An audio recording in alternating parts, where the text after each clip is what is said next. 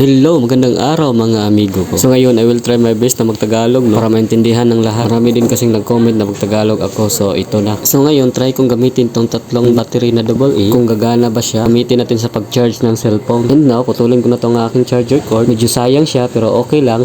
At least may pakita ko sa inyo kung totoo ba, kung gagana ba talaga itong charger na gamit ang tatlong battery na AA. Tingnan natin kung legit pa talaga siya at kung gagana ba talaga siya. So pagkatapos kong pinutol, no, ngayon, yung pinakabalat talaga niya, yun yung hinila ko at pinataasan ko pagbalat kasi tatlong battery gamitin natin, tatlong maliliit na battery, which is ito yung AA na battery. At ito nakita na yung apat na maliliit na wire. At ngayon, una kong binalatan itong kulay black at pagkatapos sinunod ko naman tong isang kulay red na wire. So itong dalawang wire mo lang binalatan ko, no, kasi ito muna yung itry ko. Itong kulay red saka kulay black na wire. At kinuha ko na yung cellphone para matry na natin at sinaksak ko na din tong charger niya. At ngayon, tinisting ko muna ng isang battery kung gagana ba siya, kung kaya na ba niyang mag-charge na isa lang muna. At ngayon, so nakita na natin, no, hindi talaga kaya ng isa lang kasi maliit lang siya. At nilipat-lipat ko yung wire, no, sa positive tsaka negative kung gagana ba. So wala tayong nakita, no, hindi siya gagana. So ngayon, hindi siya gagana ng isa, so kumuha ko ng isang battery. Ngayon, try ko naman tong dalawa kung gagana ba siya, kung dalawa muna. So kumuha ko ng masking tape at dinikit ko silang dalawa para hindi matanggal at binilisan ko pagdikit para madali. So ngayon, kinuha ko naman tong cellphone at itry ko naman tong dalawang battery kung gagana na ba siya. So ang una kong tinisting na kulay na wire, no, kulay red tsaka kulay black muna. Nilipat-lipat ko yung wire, yung negative tsaka positive kung gagana na ba. So nakita natin wala. So ngayon sinunod ko naman kulay black tsaka kulay white. So ganun pa rin, negative pa rin kahit nilipat-lipat ko na rin, wala rin. So ngayon dito naman tayo sa kulay white tsaka kulay red. Try natin kung gagana ba siya dito. So wala pa rin, no. Kahit nilipat-lipat ko rin, wala pa rin. So ngayon itong kulay green na naman tinisting ko, kulay green tsaka kulay red. So negative pa rin, no. So ngayon nilipat ko naman dito sa green tsaka black. So wala pa rin, negative pa rin. So balik ako sa kulay